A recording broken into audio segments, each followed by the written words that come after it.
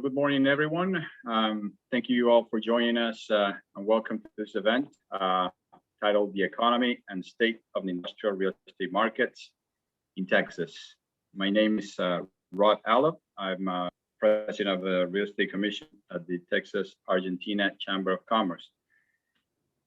Before we start, a brief introduction on the Chamber. The Chamber is a non-for-profit organization that actively collaborates with local governments and private enterprise with a mission of fostering commercial relationships and knowledge sharing between the state of Texas and Argentina. We have 5 different chapters in Houston, Dallas, Austin, Buenos Aires, and Neuquén. The network, we have a network of over 10,000 business contact and 80 partnerships and corporate sponsors. And the Chamber has 5 industry-specific committees: energy, healthcare, food and beverage, innovation and technology, and real estate. This webinar in particular is part of a 2021 Networking and Educational Real Estate Program sponsored by the Real Estate Committee. Throughout the year, the program will include real estate training and networking events to serve a broad audience of real estate professionals, asset managers, landlords, business tenants, lenders, and real estate investors as well. So to become a member of or a sponsor of the Chamber, you can visit argentinatexas.org. With that housekeeping out of the way, we can get started with a topic today. We'll cover an overview of the Texas economy and the industrial real estate trends with special focus on the major Texas markets. These are Houston, Dallas, Austin, and San Antonio. We'll cover market fundamentals, supply and demand, vacancies and rates, leasing activity, transaction volumes, and we'll touch on cap rates. To cover these topics, we have invited a remarkable panel of speakers from CoStar Group. And for those who are not familiar with CoStar is the undisputed authority in market intelligence when it comes to commercial real estate. Joining us today from CoStar, we have for the Dallas market, Paul Hendershot, Director of Market Analytics. Also covering the Dallas market, we have Bill Kitchens, the Senior Market Analyst. Covering the Central Texas market, Austin and San Antonio, we have Sam Tenenbaum, Director of Analytics and Market Economist. Covering the Houston market, we have Isiar Aguirre, Senior Market Analyst. And finally, our friend Justin Boyer, Director of Market Analytics for the Houston market. Good morning, Justin, and welcome to the entire CoStar team. Good morning, and just want to say thank you to the Argentina-Texas Chamber of Commerce for inviting us to participate today and to present to you on real estate and economic trends in Texas.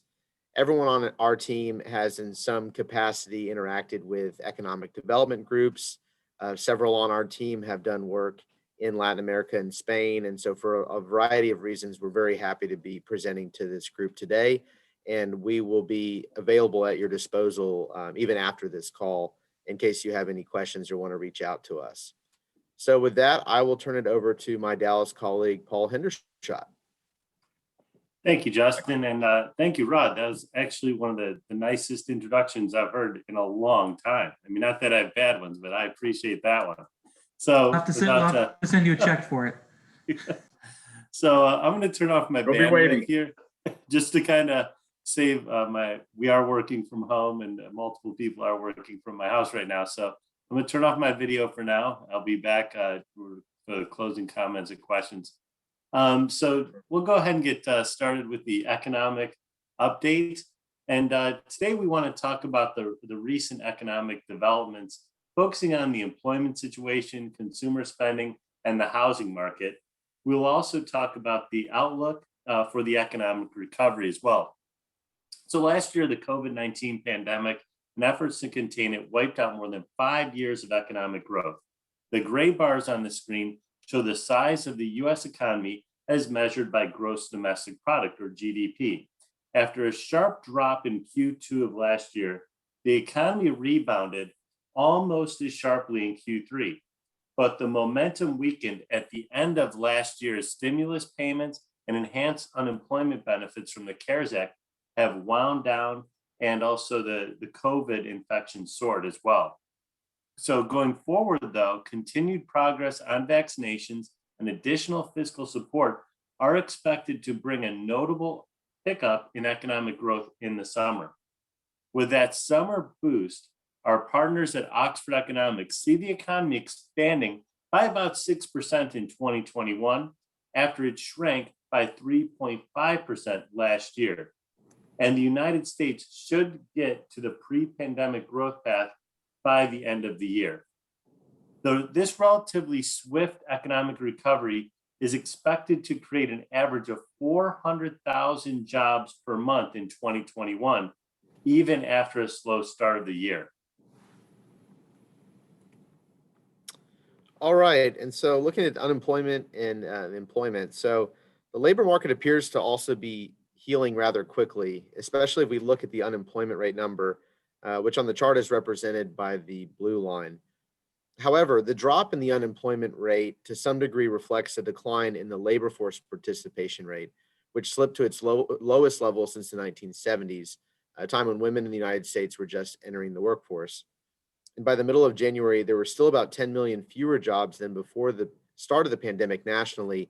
But as you can see, this is very much trending in the right direction. And then given the pandemic-related nature of the recession, it's not surprising that services industries where close human contact is unavoidable lost the most jobs. So hospitality, retail trade, healthcare were hit the hardest. And so on the chart, you can see that the blue bars indicate the number of jobs lost in each industry, and the gray bars equals the number of jobs that have been recovered so far. There's been a tremendous bounce back, as we can see here.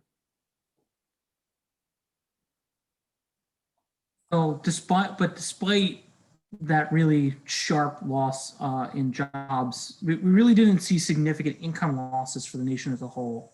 You know, as those millions and millions of jobs disappeared, wages and salaries income represented by the gray bars on this chart dropped most significantly. But the losses were mostly offset or more than offset by the increased unemployment benefits and pandemic assistance that were part of the initial CARES Act, the initial Recovery Act passed by Congress. By November, wage and salary income, that gray bar, as I said before, had basically returned to its level before the pandemic, but unemployment insurance payouts remain well above last year's levels. They did come down quite a bit in the past few months as millions of people went back to work and also the unemployment benefits expired. But the extension of those unemployment benefits in December and possibly, well, it seems to be more support coming in the form of the American Recovery Act should prop up incomes while the economy is kind of getting back on its feet. A big part of that stimulus and this current stimulus was saved, with the savings rate shot up dramatically. But for the most part, a lot of that money was spent on paying bills and going shopping, especially online, which has really helped, in particular, industrial. What we saw in terms of consumption expenditures, this is different categories in which saw losses or gains depending on the category. We saw services, which are primarily represented by these red bars down here at the bottom.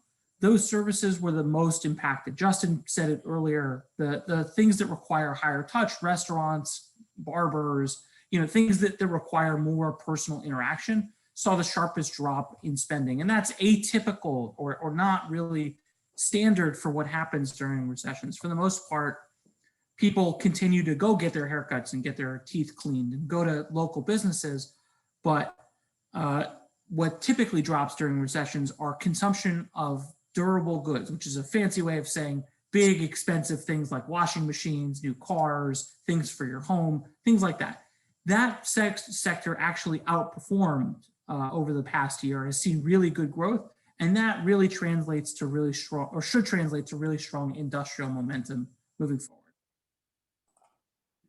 So what about the future? What's going to determine the strength of this economic recovery? In addition to the path of the virus, I think at this point, the strength of the recovery will be determined by the US consumer, also known as the consumer of last resort. And the chart, as the chart shows, what the future might be bright. During the pandemic, consumers accumulated a nice cushion of savings, estimated to be around $1.6 trillion as of now, which translates to a historically high savings rate of 13%. In aggregate, people have money to spend, and consumer spending could bounce back even more strongly than currently expected. In turn, boosting business confidence, production, investment, and job creation. So to sum up, while the momentum weakened coming into the new year, the US economy looks to be in a better place than it was just a few months ago. But the trajectory of the coronavirus remains a near-term downside risk as more mutations appear and most people are yet to get a vaccine.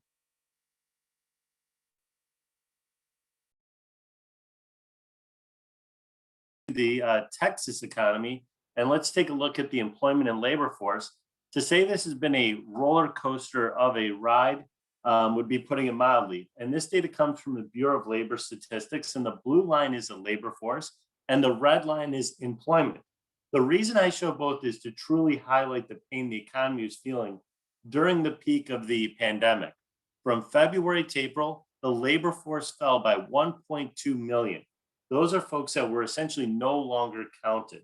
And at the same time, employment fell by 2.4 million.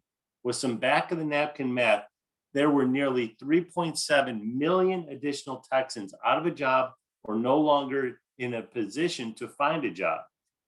Since then, the economy has rebounded, and of December, we are at 95% of our pre-pandemic employment levels. The unemployment rate spiked at 13%. 1.7 million people were looking for a job. And as I showed in the earlier chart, that is not the ones that fell out of the labor force. This rate may have been as high as 16%. While we're not at the 3%, we are managing a very respectable 7% unemployment. But you can see after all this uncertainty, we are still navigating some choppy waters. And I described this year as pretty much, as Mike Tyson said, everyone has a plan until you get punched in the face. Well, we got punched in the face in March, and we're recovering, and we're finding our footing right now, and that's stability. All right, and if we look at the total employment change in Texas last year, so Texas lost nearly 435,000 jobs. On a percentage basis, that was actually less than the global financial crisis. It was about 3% of total employment versus about 5% in 2009, I believe it was. So it's hard to believe that, we've really recovered a lot of those jobs. And you could see here that the sectors that gained, professional and business services, that's, your white collar employment, jobs that it's easier to work from home, and financial activities, banking has recovered. We've seen some more pain in the energy space. That's to be expected, but now, as we'll talk about in a second, the energy prices are back now up to 65 a barrel, and so there's some optimism in that space. All right, how's the United States doing in terms of vaccinations? That's a key question for our economic turnaround. So more than 18% of the country has received their first vaccine shot. 10% are fully vaccinated. I believe in Texas, over half of the seniors have been vaccinated, which is great since that's the most vulnerable group. And we actually rank far and away #1 in the Americas in terms of vaccinations per capita, and we're in the top 5 globally. So this is good news. As you can see here, this shows new COVID cases. So you can see we saw this really sharp drop in the US with some of the new variants that seems to be leveling out a little bit, and we're back to November levels. Hopefully with more vaccinations, we continue to get those numbers down in the right direction. And in Texas, similarly, we've seen this huge drop in new cases. We saw a little bit of an increase during the recent winter storm that we had here, but that's again, as people were pushed indoors. But that is again trending back in the right direction. We'll see how that goes with some of the mandates being lifted. But again, the more people get vaccinated, the more herd immunity, the better for our economy, better for investment here. And then if we look at the energy space here, so the orange bar shows oil prices, which is particularly important to Texas.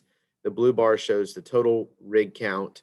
These are the active wells that are being drilled, oil and gas.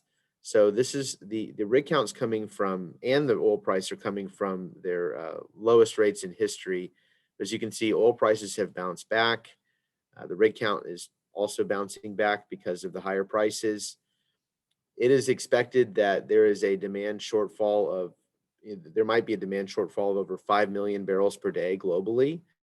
And the updates to this are changing in real time. We had a presentation yesterday where I mentioned that Saudi Arabia was, and OPEC Plus was considering taking over 1.5 million barrels per day offline.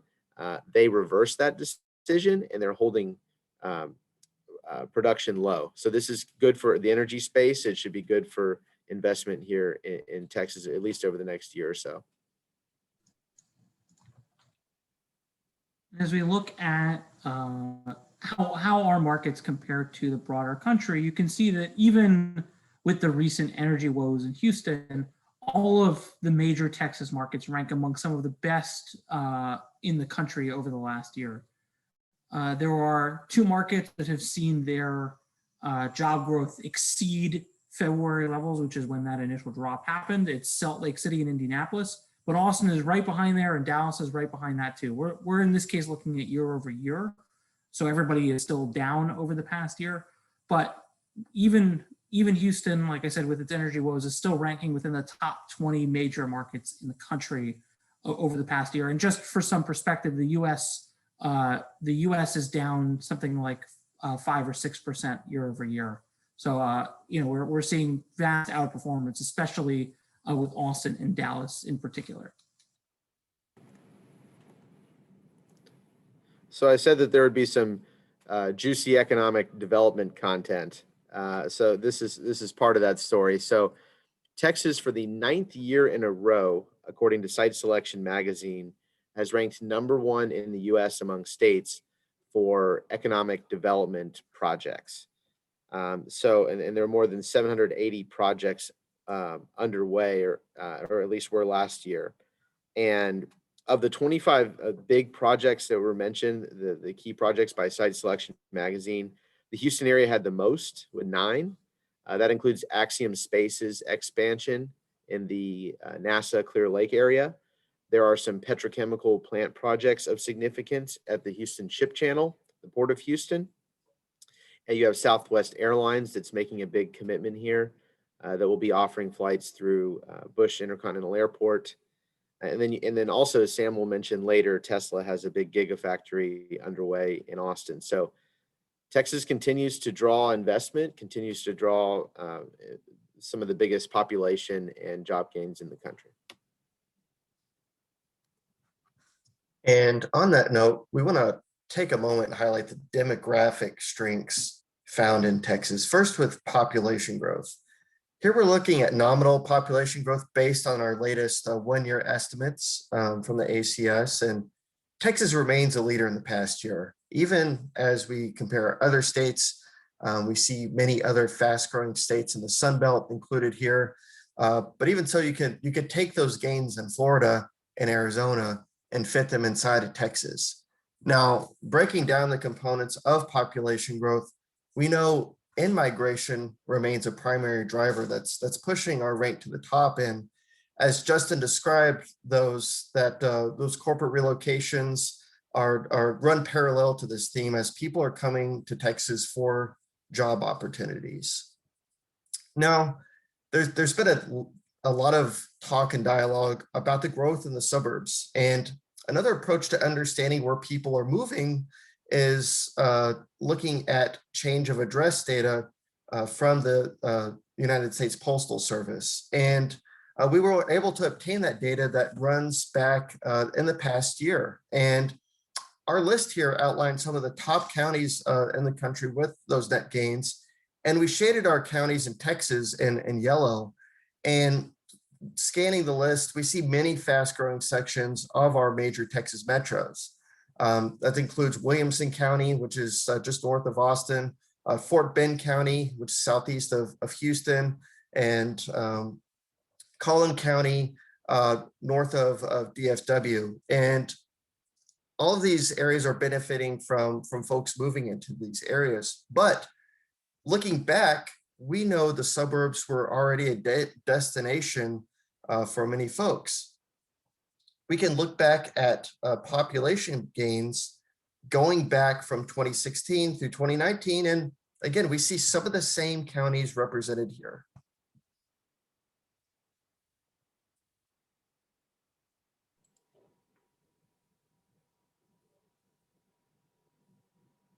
Okay, so let's take a look at what we have in store for 2021 and beyond. As of right now, we're tracking near our base case scenario. And we, as we mentioned earlier, we worked with Oxford Economics on our forecast data. And they're widely used, widely sourced by everyone from the Federal Reserve Bank of Atlanta to the Bank of Japan. And I'm going to provide 3 forecasts today. First is our base case, which is our most likely to happen. Essentially, the pandemic gets under control. We continue to see stimulus or the government helping out the economy, and that's really what we're seeing right now. And by the end of 2021, Texas should gain back 270,000 jobs, putting us right at 9.1 million. That's still just shy of that's 200,000 less than where we had at the start of 2020, but considering all things considered, that's not a bad place to be in. Our modern upside scenario is a bit more optimistic. In this scenario, we gain back 558,000 jobs, and are actually 100,000 above where we started in 2020. So realistically, I believe we may fall somewhere in the middle of these 2 scenarios, and also provide our moderate downside scenario, which essentially is, there were headwinds heading into 2020, and they rear their head again, along with the fact that these strains of the virus may cause problems in the future as well. And that basically is a much more grim scenario, looking at job gains well past little or no job growth, well past 2022 and even 2024.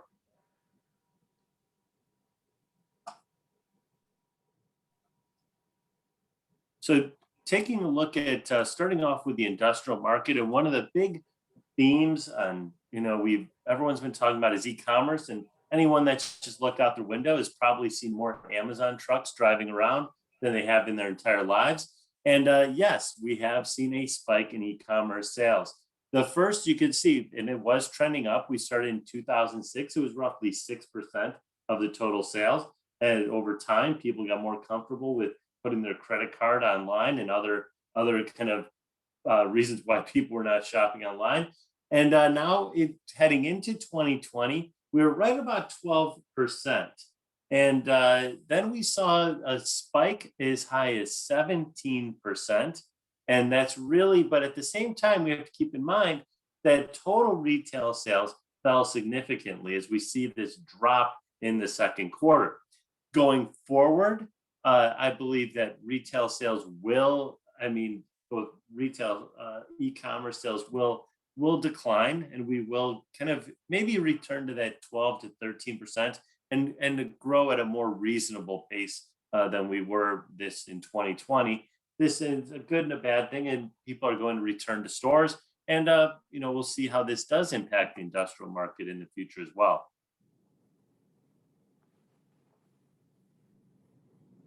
So speaking of Amazon trucks everywhere, so this is a little bit busy, but basically shows in the blue bar Amazon's share of total leasing activity by market. And I've highlighted 3 of the major Texas markets here. So as you can see, for Dallas and Houston, Amazon made up about 11-12% of all leasing activity last year. In Austin, that was a little bit higher at just north of, or about right at 20%, certainly much less than some of the other markets. Amazon's impact cannot be understated on the industrial market.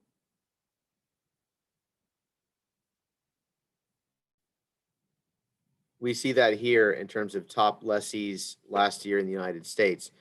Amazon's expansion has absolutely dwarfed all other tenants, including Walmart and others. But you can see that once you get past Amazon, there's still a tremendous amount of activity and a variety of different tenants that are expanding, not just because of e-commerce, but because of the boom in single family home sales and also just the generally the growing population.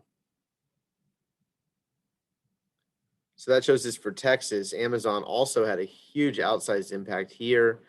And then again, you have a mix of 3PLs and logistics companies, home improvement, merchandisers, producers as well here in Texas.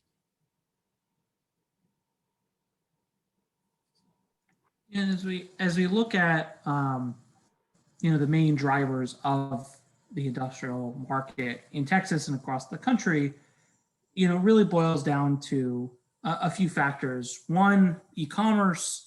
Two, manufacturing. And three, how strong the single family market is. And we'll touch on the single family market in a second here, but the manufacturing sector has really seen an increase over the past year. We've actually now seen year-over-year increases in manufacturer orders, which necessitates more industrial space moving forward. As they get more orders, they're going to need parts, they're going to need more space to ship those things, et cetera.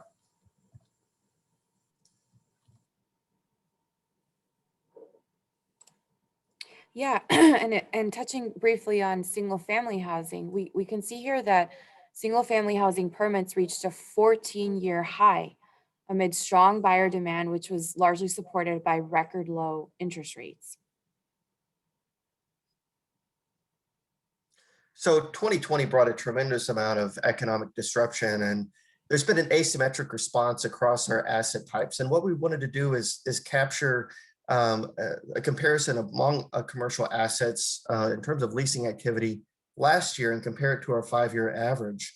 And in the industrial segment, among our 4 major Texas metros, is on par with the national average. It's holding steady. And moving into the office segment, office, as we're approaching a 1-year anniversary in this work from home situation, office tenants are approaching new leases with greater caution. But even so, our leasing is down much more lighter compared to the national average. And we all know the retail segment has really taken it on the chin in the last year. But again, it's down 32%, but a little bit more shallow compared to the national average. And we can we could break this comparison out among our 4 major Texas metros. And starting with DFW, DFW remains an industrial juggernaut, as Paul will go into greater detail. And in Houston, it's still up, but I think this comparison kind of muddles the amount of momentum that Houston really enjoyed in 2020. And Justin will go into greater detail there.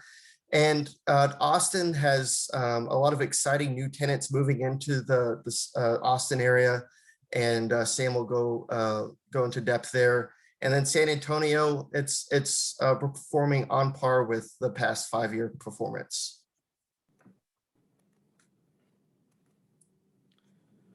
So we look at the U.S. markets by absorption.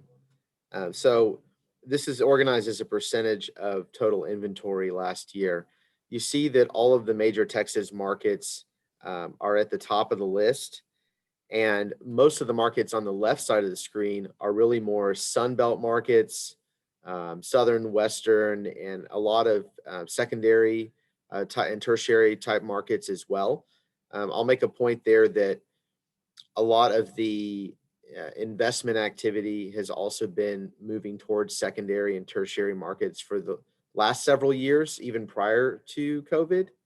And then similarly on the right side, or alternatively rather, you see that some of the gateway markets, some of the Rust Belt markets, the more legacy markets are experiencing more pain. And then if we look at cities by net delivery, so Dallas and Houston, ranked far and away first and second for the amount of industrial space delivered last year. This is indicative of this incredible demand we've seen here, our population growth, but it's also a little bit concerning. In Texas, we have fewer restrictions for new development, for permitting. And so it's a lot easier to build, and particularly in Dallas and Houston, where we have lots of land. But it is, I think there's still opportunities, really compelling opportunities for investment, but we do have a good amount of supply to work through in these markets. And then in terms of what's under construction, Dallas is far and away leading the entire United States. It is, and I'll let Paul touch on this in a bit, it is one of the US's most important distribution hubs because of its access to rail and its central location, and also because of Texas' growing population, similar to how Houston is located at the Port of Houston and the Western Hemisphere's largest petrochemical complex, and also has a big growing population, and also close to Austin and San Antonio. But what you can see here as well is that Houston's supply pipeline is falling considerably, which is a good thing, and will hopefully allow us to absorb some of the new spec product that's been delivered. And then if we look at rent growth over the past year, unfortunately, Houston ranks last in the country. I think that's mostly a result of all of the record amount of spec supply that's come online over the past year. You do see Austin and San Antonio on the right side of that screen. That is, again, it's because of the new supply, the ease of building here. So just something to look out for. And then the markets on the left, maybe some of these markets haven't seen quite as much new supply, but are also still seeing really strong demand as e-commerce demands grow across the country.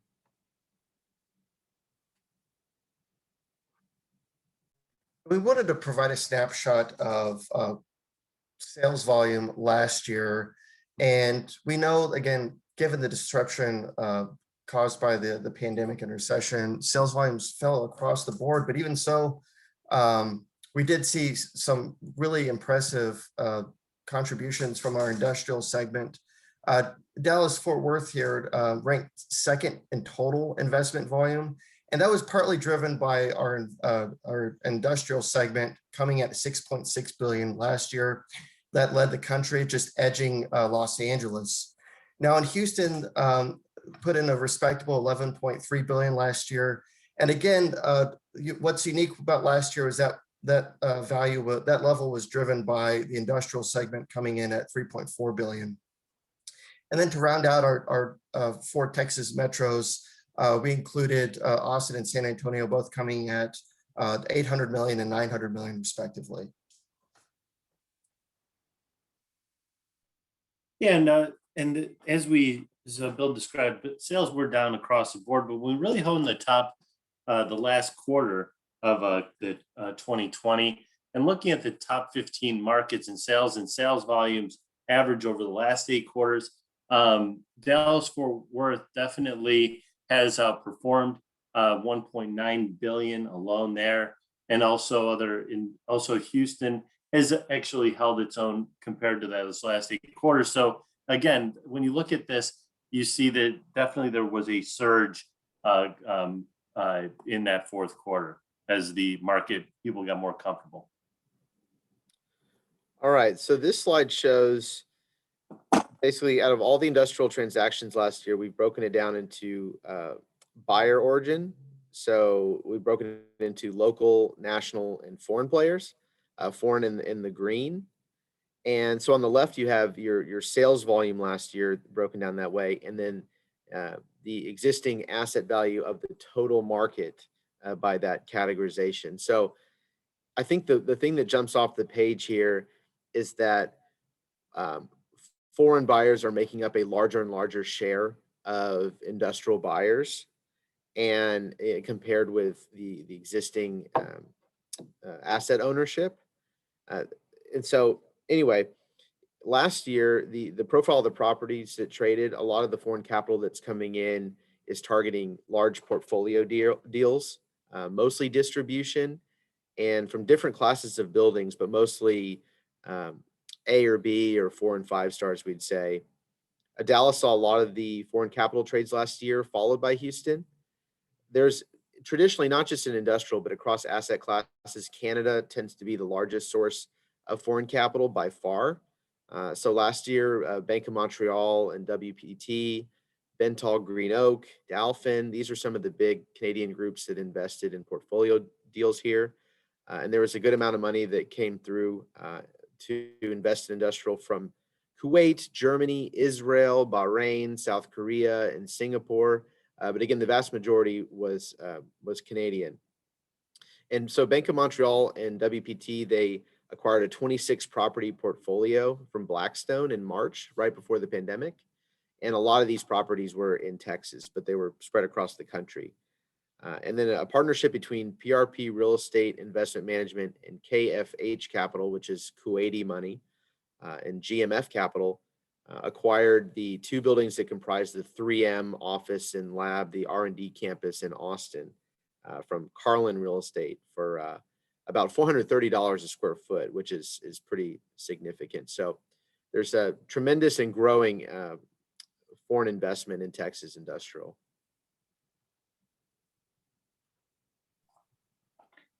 Okay, so let's go ahead and get started with Dallas. Let's kick things off with leasing, and leasing is really a great way to start because it can show what we have in store for in the future, as far as activity and move-ins. So the region experienced 59.1 million square feet of leasing activity in 2020, some of the highest reported in the last decade, and that's 9% greater than the 10-year average. In 2020, there were 112 new direct leases, 100,000 square feet or greater, and Amazon accounted for 10 of them, totaling 4.5 million square feet. The company is now the largest industrial user in the Metroplex with over 12 million square feet of space. And it wasn't just Amazon. One of the largest leases of the year was shipping box and materials distributor Uline, as you saw on the chart of the Texas leases. The Wisconsin-based company is moving into a 1.1 million square foot facility in Passport Park and the south end of DFW Airport. And the property was developed by Trammell Crow. And also on DFW Airport, Amazon signed a 1 million square foot lease in the DFW Commerce Center.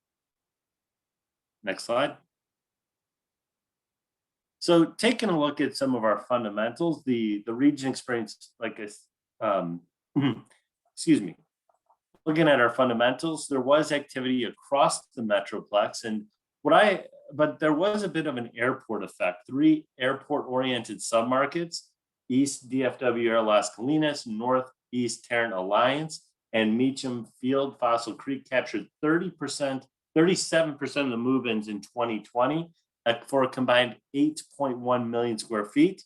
And as we see in this industrial chart, the industrial market is expected to hold up quite well. But there is one area of concern as we see that spike in 2020, the first quarter of 2021, that's 12.8 million square feet. That's the most construction ever delivered in a single quarter.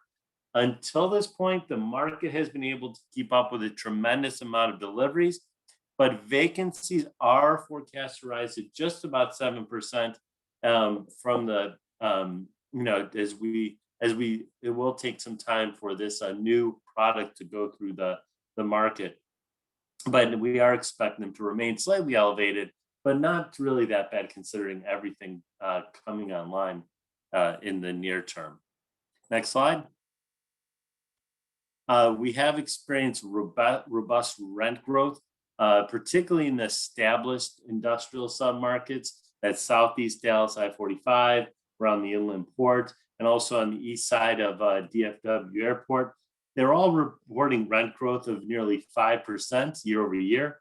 And overall, we report an increase of 4%, slightly higher than the US average.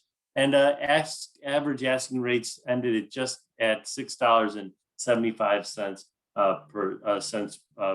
per square foot per year. Next slide. And again, I just want to highlight this construction. We are looking at the most massive construction pipeline in the country, 31.2 million square feet currently underway. And as we look at even in the northern, if you go to the next slide, even those northern suburbs like Allen, McKinney, Denton, which were really known for their high quality suburban living, are now seeing substantial industrial plays. And this is really the next industrial frontier. And I have to mention Northeast Tarrant, that's essentially anchored by Alliance Airport and Hillwood. They have 6.2 million square feet in that submarket. And also the Forney-Kaufman-Terrell on the east side of the Metroplex has emerged as truly the next industrial frontier. Goodyear has a 1 million square foot facility. They just finished in 2020. Amazon just broke ground on a 1.1 million square foot distribution facility there. And also other developers are eyeing that site for future spec space, that area for future spec space as well. Next slide. Looking at historical sales volumes, again, there was just a lot of uncertainty, and folks we had trouble getting the deals across the line. Their transaction volumes reached $2.1 billion to close the year, significantly lower than the 4.2 reached in 2019. That was driven by a few large portfolio sales, and we typically average about 1.5 billion in sales, over the last few years. Total square foot trade is another way to look at the activity, and 2019 was a strong year with 76.4 million square feet trading hands, and in 2020 it dipped to 70.1 million square feet. But good news is the price per square foot has remained stable at $80 a square foot. And an interesting trend I want to address is really a lot of the traditional retailers that have bore the brunt of this pandemic are starting to shed distribution space, oftentimes as bankruptcies. And one example I want to quickly highlight is a 459,000 square foot building in Mansfield, which is just south of downtown Dallas. It was sold at an auction for $18 million as part of Pier 1's voluntary Chapter 1 bankruptcy. And Cellmark is now planning to move a new tenant and hold the property as a long-term investment. So that's another trend I would keep an eye on as we're heading into 2021, is this interaction between retailer and industrial.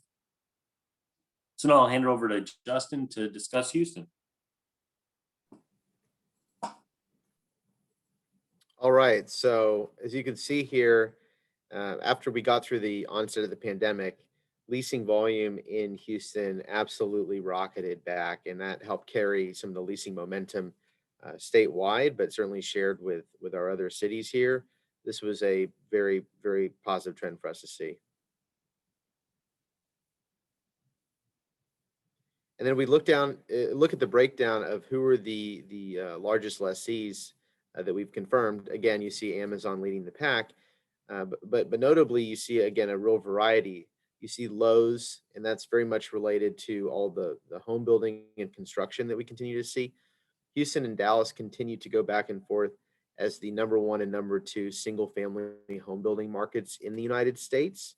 Again, a good thing about Texas and particularly these markets is that we do have a lot of land. And so for first-time home buyers who would like to live in the suburbs, there is still supply constraint here, as there is in a lot of places in the country, but it's not as bad, and you can find an affordably priced home here. And so because of all that activity, we have a lot of home building supply companies and stores that are leasing more space.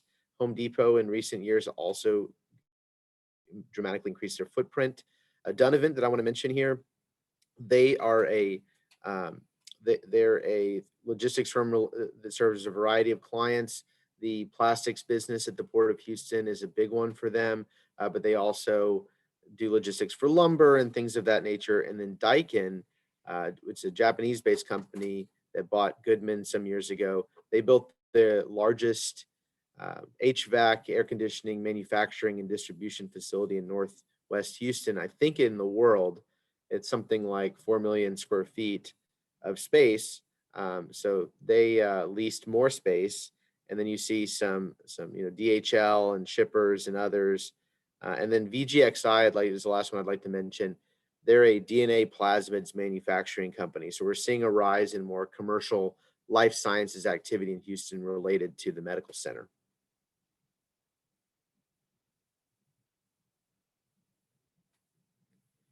And then if you look here, this is similar to the graph we saw for Dallas.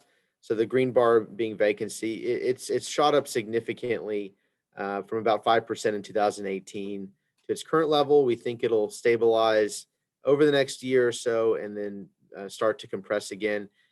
This is our baseline forecast that it takes a lot into consideration, recent momentum as well as the historical trend. You can see we've seen just an absolute record amount of new spec supply delivered, as we mentioned before. This might be a little bit on the bearish side of the equation. It's quite possible that the recovery here in Houston for industrial could be better, considering just the tremendous growth we've seen again in home building, e-commerce, and activity at the Port of Houston.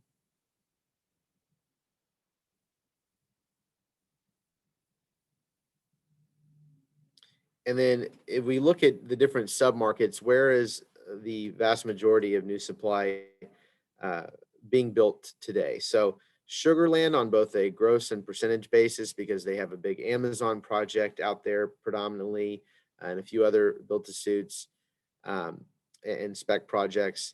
And then Southwest Far in that area as well. You see Northwest Outliers is West Houston by Katy. And that has been a huge destination for large big box build-to-suit facilities, as well as East Southeast Far, which is the Houston Ship Channel Port of Houston, is always a major contributor to new development.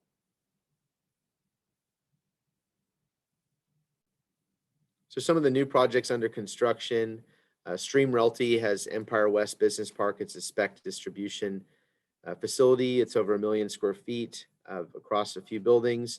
That is in Brookshire, which is just past Katy. At Cedar Port in Baytown near the Port of Houston, Hunt Southwest is developing 1 million square feet under one roof. It's actually the largest spec distribution facility under one roof to be constructed in Houston's history. Amazon, again, is building stuff everywhere. Trammell Crow is building this facility for them in the fast-growing southwest suburban area of Richmond, Texas, near Rosenberg and Sugarland. That's 850,000 square feet. And then you have Park 505 at Hardy is IDV is building that at 505 Aldine Bender.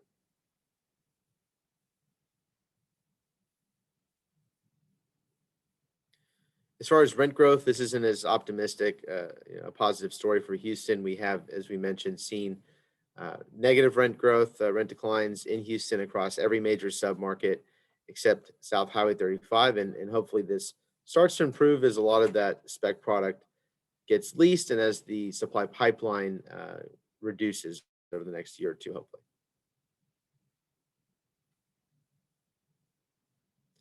As far as transaction volume, as you can see there in the first quarter of last year, this was an all-time record for transaction volume in Houston. And then there was a bit of a pause in the second and third quarters during the heart of the onset of the pandemic. And then that activity started to rocket back in the fourth quarter. This is all driven by portfolio deals, particularly national portfolio deals. And we'll talk about that in the next slide.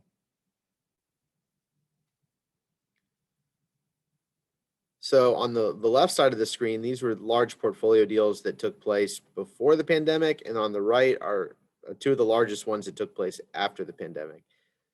So Prologis, which is the nation's largest, as many of you I'm sure know, industrial owner, They bought a big portfolio from Liberty Property Trust in February of last year. That included, we estimate, nearly $1 billion worth of property in Houston, a mix of build-to-suits and spec all across the city. They also acquired from Black Creek Group a nearly 3 million square foot portfolio of properties in Houston, and valued at, we think, over 200 million. So Prologis was super active across the country and in Houston and Texas. And then, and after that pause, after the pandemic, Hines sold to Boston-based TA Realty over 1 million square feet of spec distribution space in South Houston. And you also had Stone Lake Capital Partners sell to Westcor over 1 million square feet here as part of a Texas portfolio sale. So starting to see that activity tick up again, which is great. With that, I'll turn it over to Sam. Thanks, Justin. Austin's got a very interesting story, really highlighted by two important things that happened in 2021. As everyone's previewed earlier, a crazy Amazon expansion spree, which is represented by one of those blue spikes here in our outlook, as well as Tesla, which we alluded to earlier in this presentation, but the battery maker, car maker, announced that they'd be building a 4 to 5 million square foot gigafactory in Austin, just east of downtown, maybe a few miles east of downtown, near the airport, really close in, but a huge project. I mean, that's the image we've got here. It started in 2020. It's supposedly going to have cars rolling off the line by the end of this year. It's just a huge project with major economic implications. In particular, something we'll mention as we talk about Central Texas is that I think that there's going to be a real niche in Austin and Central Texas for auto part manufacturers, but we'll talk about that in a little bit here. Generally speaking, though, our outlook, as it is across every property type in the country, is that industrial in Austin will perform better than every other asset class. Really strong performance in demand. We'll talk about the leasing activity here in a second. Really good rent growth, which we alluded to earlier, relative to the other major Texas markets. It's really a market that's firing on all cylinders. In particular, one of the things that we looked at here was leasing during the pandemic. So Austin obviously is a much smaller industrial market. It's not a major inland port like Dallas-Fort Worth is. It's not an actual port like Houston is. And so it's really not a place where we see typically a ton of leasing activity. And that really was the case, obviously, in 2020. But as a percentage of inventory, because it's a smaller market, there's more than 7 million square feet that Austin had seen in leasing activity in 2020 was the second strongest among major markets in the country, behind Charleston, South Carolina. You can see we're not putting up the 50 million square feet that Dallas-Fort Worth is, but that 7 million square feet compared to Austin's smaller inventory was really significant, and hopefully will lead to much stronger absorption in 2021 and 2022. I thought it'd be useful to recap what Amazon did in 2020. They broke ground on a 3.8 million square foot project in Pflugerville. That's the image you see up here as well. On top of that 3.8 million square foot project, they also are planning to build another 1 million square foot project in San Marcos, which is down south of Austin, between Austin and San Antonio. And on top of all of that, they signed for about 1 million square feet worth of leases in 2020 alone, across a number of different properties in South and North Austin as well. But that's not all. They also leased 350,000 square feet in San Antonio and are building another 1 million square feet on the west side of San Antonio, and 3.8 million square feet, much like the one we're seeing here in Pflugerville, up top here, in northeast San Antonio as well. One of the other major factors for what's going on in Austin right now is the really strong single family market. These are some December statistics. I've since seen the January statistics. They're even stronger than this. Sale pricing up 15%, 16% more closed sales in 2020 than in 2019. The months of inventory on market in particular is down to about 2 weeks worth of inventory on the market.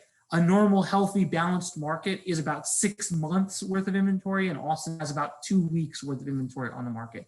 So it's really a really tight single family market, which is why we're seeing single family permitting pick up substantially. This big jump from 2019 to 2020 is one of the biggest jumps in a long time for Austin in terms of the number of homes we're permitting in Austin. You can see that we've actually outpaced the number of single family homes we were building back in 2005 and 2006 as well.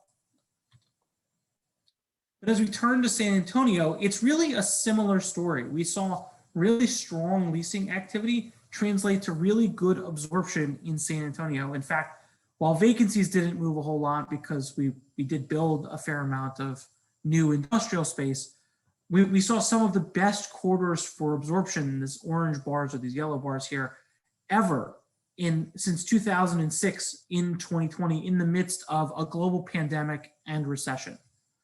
That's really impressive. And one of the things that I think is worth pointing out as we look at some of the leases that were signed here in a second is really, this manufacturing sector that's really driving a lot of value. So when we look at the total leasing activity, you saw in a chart that Bill showed earlier that leasing activity was kind of on average roughly about where it's been over the last 5 years. That was definitely the case, but 2019 was a record year. And so a lot of those leases happened in 2020. And so we may have borrowed a little bit in 2019 from the 2020 number. And so, really, if you average over the last couple of years, we saw some of the best leasing activity we've seen in very recent history. Now, I mentioned the Tesla move earlier. One of the other things that I wanted to point out here is Navistar. So that company manufactures truck chassis and some truck parts as well. And they're opening a 900,000 square foot facility in San Antonio in 2022. That's an important factor. One, because we've got Tesla up in Austin. Toyota has a manufacturing plant in San Antonio as well. And Navistar is actually doubling down on that. They bought a Halliburton facility in San Antonio, is already planning more expansion to their new campus that they're building in San Antonio, even in the midst of this recession. And so that to me says, we've created an environment where if you're an auto part manufacturer, you're not just supplying Tesla, you can supply Navistar and you can supply Toyota. And by the way, Toyota's headquarters is just up I-35 in Dallas, or technically in Plano as well. And so you've got this real cluster developing in Central Texas that is potentially more supportive of additional expansions, especially by auto part manufacturers. Some of the other things that I think are worth pointing out here is OW Lee. These guys are a furniture maker. They were based in Ontario, California. They've moved their operation to San Antonio. They bought a $20 million building, or investing a few $1 million into making it even nicer. But they're moving their entire operation from California to San Antonio. Better taxes, better investment capabilities, the things that Justin mentioned earlier for why we've seen some of the best corporate relocation performance of any state in the nation. But it's also a broader based recovery than what's happened in Austin with leases not just from Amazon, but by XPO Logistics, Dollar General, Mattress Firm, and other companies like that service the local population. And speaking of that local population, we're seeing it grow. We're seeing continued construction of single family housing, which, as we mentioned, is a really important driver for the industrial market, especially in both Austin and San Antonio, which are much more dependent on local trends that are happening in those individual markets, as opposed to broader regional or national trends that might be helping to drive additional absorption in Dallas, Fort Worth, and Houston as well. And so with that, I'll turn it over to Paul for some closing thoughts here. And I thank you guys for joining us today. Thank you, Sam, and thank everyone. Great job presenting today. And I just have a couple of quick closing thoughts. I know we covered a lot of information. Basically, the vaccine efforts are going to serve as that catalyst for strong growth nationally. And Texas tends to be one of the last ones into a downturn and one of the first ones out. So don't bet against us. I know we didn't address the energy grid today, but out of every crisis comes opportunity. but I believe we will make steps to winterize our energy grid, and but there is some uncertainty regarding long-term effects. But I don't see the strong economic underpinnings that we have in Texas affecting companies looking to relocate here to Lone Star State. Again, there is downside risk, but we are expecting the recovery in earnest in the second half. The industrial sector has by far and away been the best performing asset class, and all demand drivers remain firmly positive. And once again, once this virus is contained, Texas is in a strong position moving forward. Thank you. And next slide or close out. And I just here's our contact information. If you have any questions or comments, if we can't get to them today, please feel free to email us and we will be more than glad to help out. Rob, did you have some questions you wanted to go through here? Yeah, thank you, the entire team. Really exceptional content. Very valuable economic data, commercial data, and delivered really with very concise visuals. Can't stress enough the value of the data, the research for any real estate commercial practitioner. Thank you for that. I have a couple of questions. We're a little bit short on time, but I wanted to touch on two questions, Justin. One relates to cold storage, and the second on cap rates.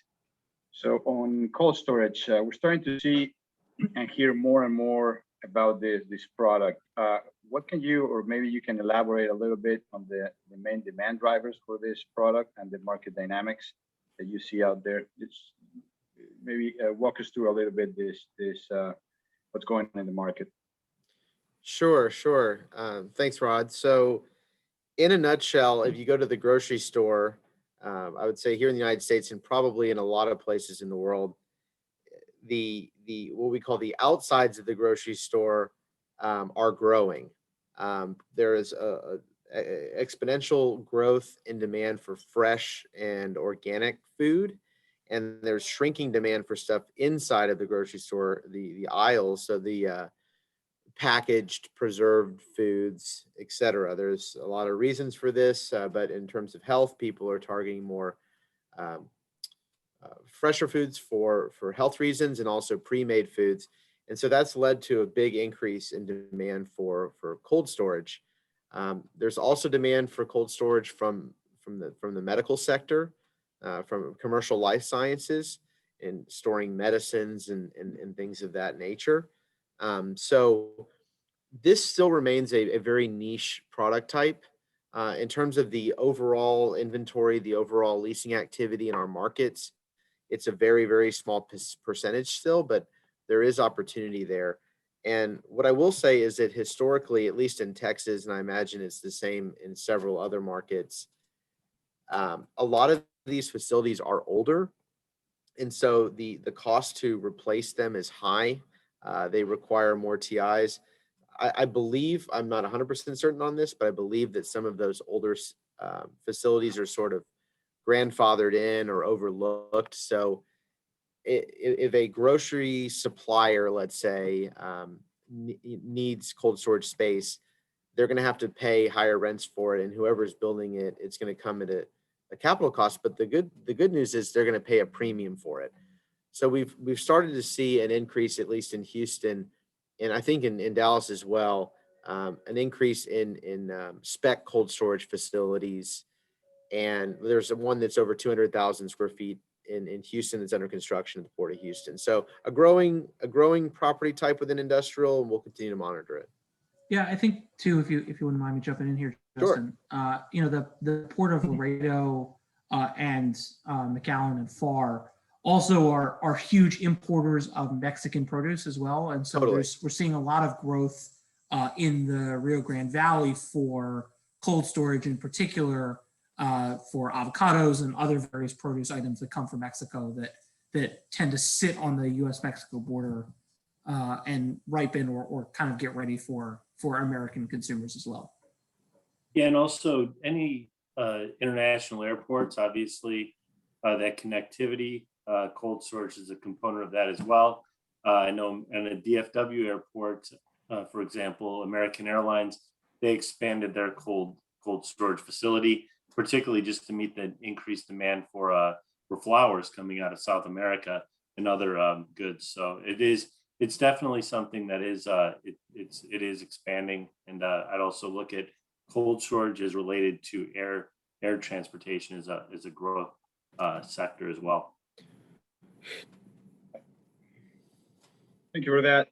Second question is, we can't avoid touching on this, is related to, from a standpoint of an investor, on cap rates trends.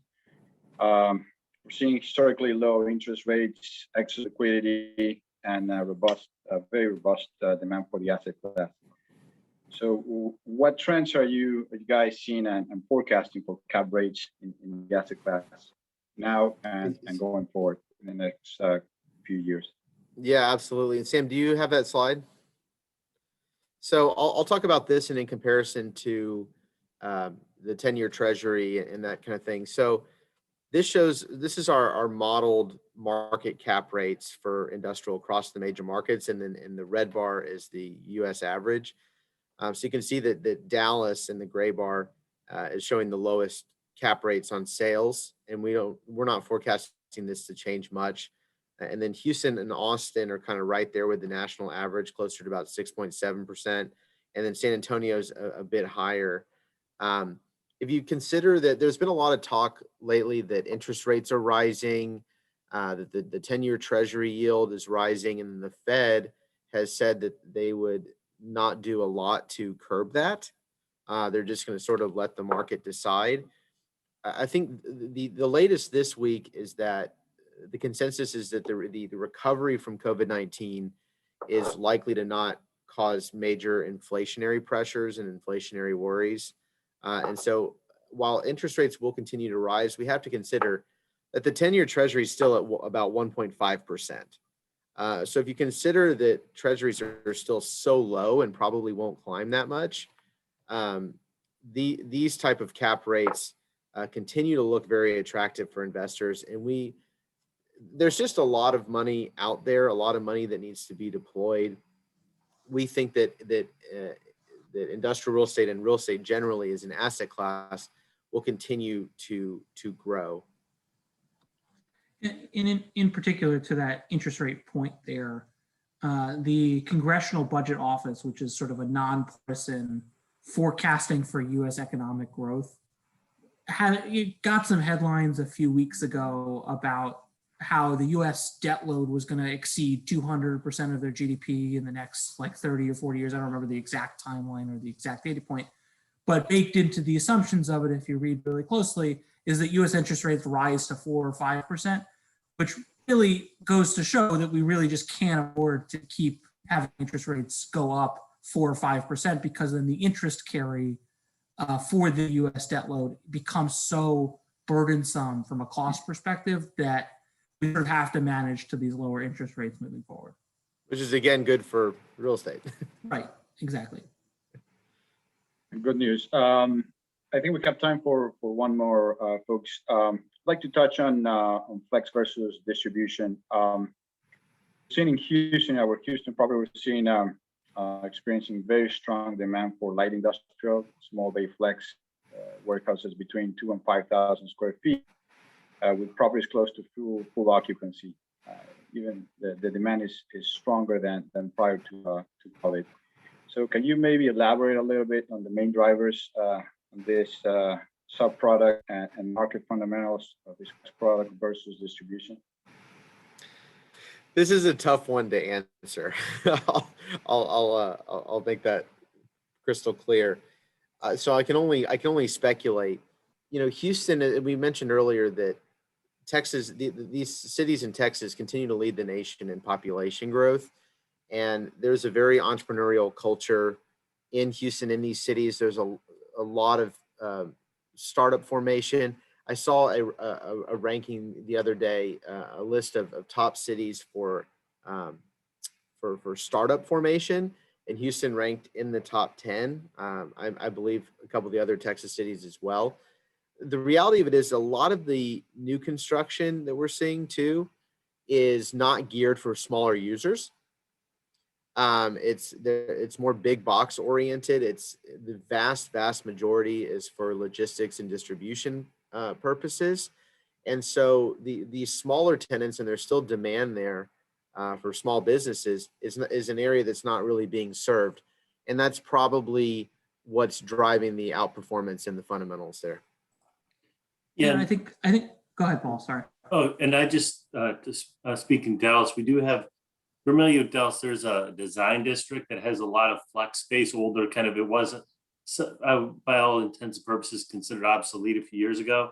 And we've actually seen, to Justin's point, a lot of these is a resurgence of like artisan crafts, home goods. A lot of these are they're kind of this cross between a showroom / they make furniture in them. And along with some pretty cool like motorcycle shops. I was talking to a guy today. He's in there. He has a few buildings about that size.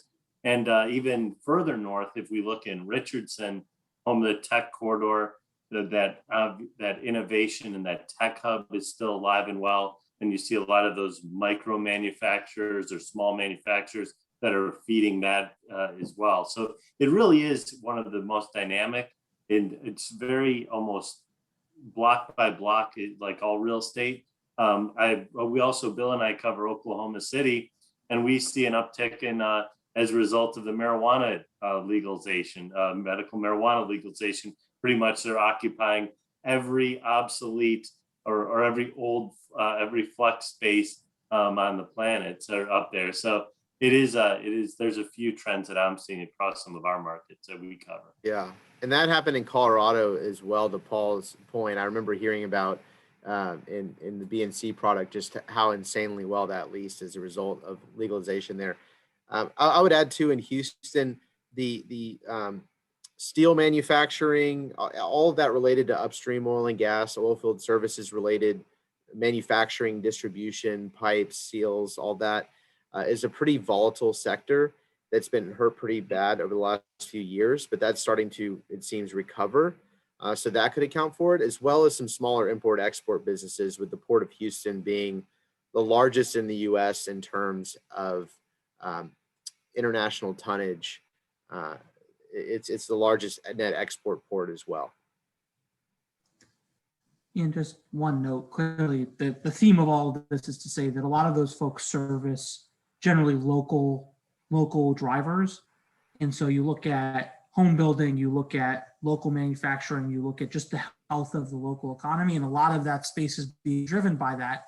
You know, if we were talking about Cleveland or Milwaukee or other places like that, I think the trends in these smaller industrial spaces would probably be a little less dynamic, just because of how weak their economies are relative to especially how strong we are here in Texas.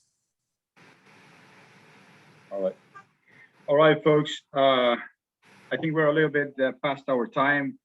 Really very, very interesting topics. We could be here for hours. Just want to conclude this event with a very special thank you to these remarkable speakers from Coastal Group. Thank you to the audience. Thank you to the sponsors. And finally, a special thank you to the Chamber of Commerce for making this event possible. So with that, this concludes the event, and thank you, everyone. Thank you for the opportunity. Take care, everyone. Thank you. Have a great day. Thank Take you care, very much.